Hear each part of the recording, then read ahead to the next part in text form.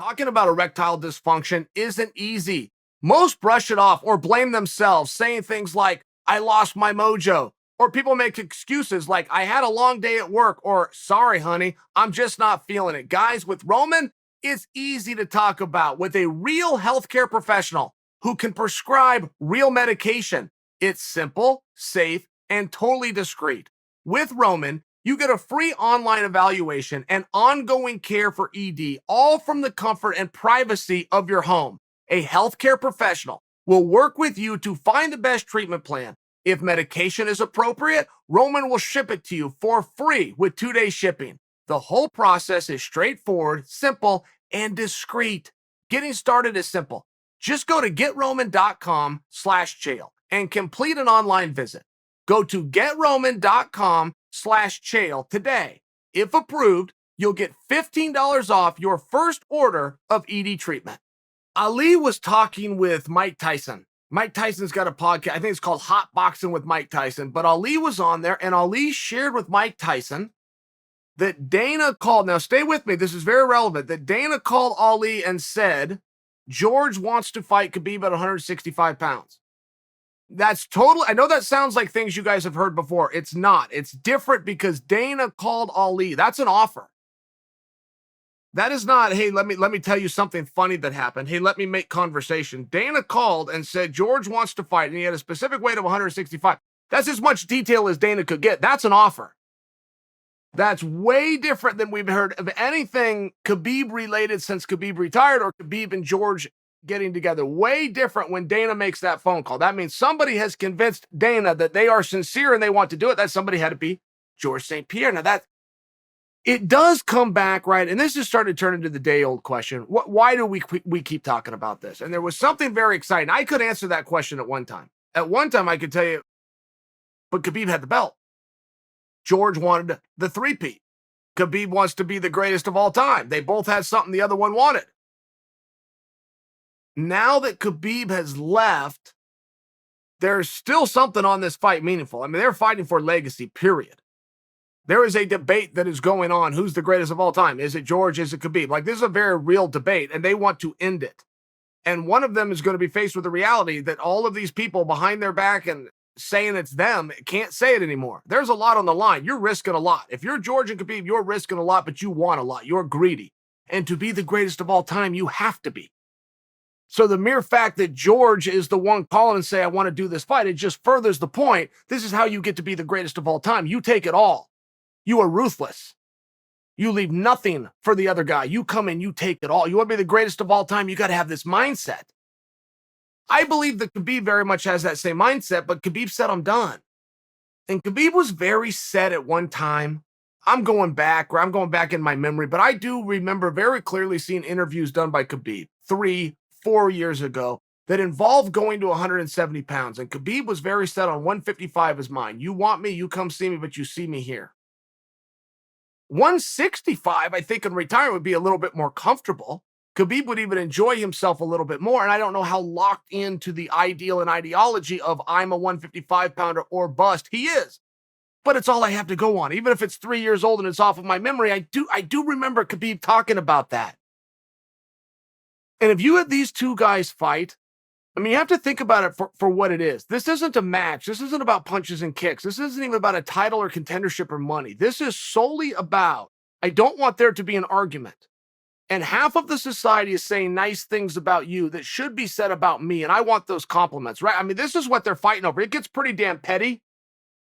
But that pettiness is what that's intrigue. That's something we all as human beings can relate to. We can't all relate to a belt. We can't all relate to a contendership or a ranking. We understand pettiness. We understand compliments. We understand getting the due that you feel you deserve, even if you have to take it cold-heartedly from somebody else. It's ruthless. The reason that Khabib and George want to fight or would be fighting is one of the most ruthless, sellable storylines I've ever heard. It's what I just laid out for you guys. It has nothing to do with tomorrow. Every fight does. Where does this fight get me? Where does it take me? What happens to me tomorrow if I do this today? This one does not. This one is I get to hold my head, the highest of all men, and you don't. You have to really understand that. Both these guys get to walk around the community, the MMA societies, go to the shows, get the pat on the back, sit in the front row, have the camera come to them. They don't want the other one to have it anymore. It's not a matter of I get an A on the test. I hope you get an A too. I get an A on the test and you don't. It's a different level of competition. It's a very different mentality. And I don't want you guys to miss this. I mean, if this happens, I want you to understand fully what this is about. And it is from stopping somebody else who's basically a stranger to you, lives on the other side of the globe, you would never interact with. You want to take away good thoughts and deeds from him. You want to just do it just because you can. It's very, very cold. And I am wondering where this GSP talk comes from, because GSP talked to Dana in some way that made Dana finally believe it was real. Dana finally decided, no, he's serious. He wants to fight. I'm going to take the next step. And he made a phone call. That was the most telling part of Ali visiting with Mike Tyson. And I felt like it went over Mike. It went over a lot of the audience thinking, I've heard this for 2 years now. No, you haven't. No, you haven't. You've heard GSP and Khabib, you've heard Khabib and GSP. You have not heard Dana talk to one, in this case GSP, and believe it enough to take that next step. It's very different. It does appear something's going on with GSP, right? And GSP is 40 now. And whether I'm a month or two off and he's 39 or he's 40 and we all owe him a happy birthday, he's 40. And something does happen to a man at that age. If that's your midlife, and some people call it a midlife crisis. And a midlife crisis is a very real thing, but it can be to varying degrees, right? You meet the real douchey guy that's got to go out, buy the car that he couldn't afford when he was 16 and try to relive his high school days. You get that guy. And you get another guy that wants to go out there and compete one last time because he's really realizing I can only do this for so much longer and I want to get it in. I mean, it's one of those things, but something does appear to be happening with GSP. I've never known George's sincerity on boxing Oscar, but I also haven't had to know it because George has a built-in mechanism to get it out of it known as a contract with Dana. So he can come out and say, I want to do it. I want to do it so bad, knowing he's protected and that he can't do it. This is very different. If he calls Dana, asks specifically for Khabib, asks specifically for a weight class, and says, find us a date. Now, Khabib is retired. Everybody ticks on something, but what makes Khabib tick is very different than the masses. Khabib very much is rolled into the role of his father, of the coach, of the mentor, of overseeing the boys. And he's working very hard at trying to get more guys up in that loft with him. Maybe specifically at 55, Islam Makhachev, but Khabib is working very, very hard behind the scenes to make sure that Islam gets the recognition and the opportunities that he feels Islam deserves. I only bring that to you because we don't see a lot of other fighters do that. A lot of other fighters don't have anywhere to go.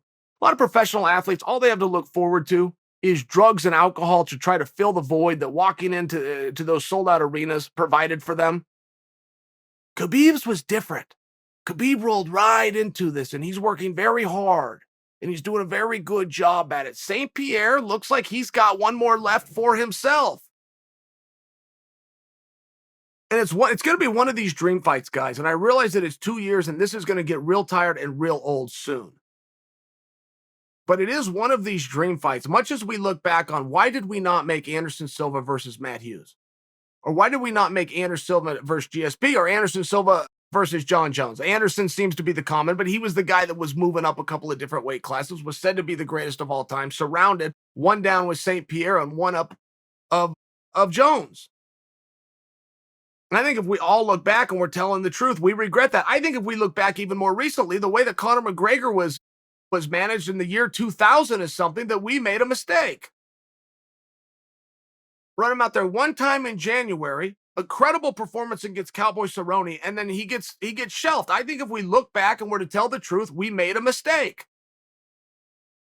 Conor was motivated. Conor's saying, I want to fight. As a matter of fact, I want to fight 3 more times this year, making 4 fights in total, saying this is keeping me straight and narrow. I want to redo. I had some mistakes. Get me back in there. And we kept him on the bench. I think we made a mistake. And it sounds as though we're not willing to make that same mistake as it pertains to GSP versus Khabib. And I wouldn't be sitting over here banging a drum for you guys I've already looked like a fool. I'm already the mark that got fish hooked and brought in on this thing. That happened to me 2 years ago. I wouldn't bring it to you. It's very different when Ali said, Dana called me. That changes everything. That changes absolutely everything. That is now ball in your court. What do you want to do? I know you said you were retired. I know you walked away from the championship. This is a once in a lifetime. This is George St-Pierre. I will never have anything to call you on this again. If you don't take this, there's nothing that I will ever call you on again because I'll never be able to call you on anything is big. It brings closure to Dana, not for nothing. If I'm in his spot, I make that same phone call. And then I become mayor of Get the Hintville as soon as I get my answer. Because there's nothing you're going to bring him that's going to be better than that. Do you guys understand what's on the line here? I mean, if that works for you, if that's intriguing for you, that these two guys are so damn selfish, they don't want the other one complimented even in private. They want it all for themselves. If that's interesting for you, and it is for me, I'm doing my part. Speak up. I'm speaking up now. You need to speak up too. I don't know what it makes Khabib tick, but I know you guys have a lot of influence and you guys can speak and he will listen to some degree. What he decides will be up to him. But if there's ever a chance, it's never been more hot than right now. You need to say something.